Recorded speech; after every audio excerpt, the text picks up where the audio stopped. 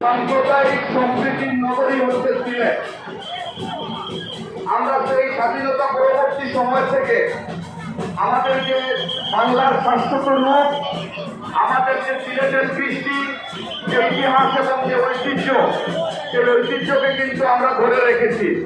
আমরা ধরে রেখেছি এই কারণে যে আপনাদের নিশ্চয়ই মনে আছে যে সেই সপ্তমী থেকে শুরু করে অষ্টমী, নবমী এবং আজকে দশমী পর্যন্ত, সেই সকাল 11টা থেকে শুরু করে রাত্রি 1 ঘটিকা পর্যন্ত আমরা এই মহানগরী এবং সদরে চেষ্টা করেছি যতগুলো পূজা মণ্ডপ ছিল সর্বোচ্চ সংখ্যক পূজা মণ্ডলে কিন্তু আমরা শুভেচ্ছা বিনিময়ের জন্য গিয়েছি।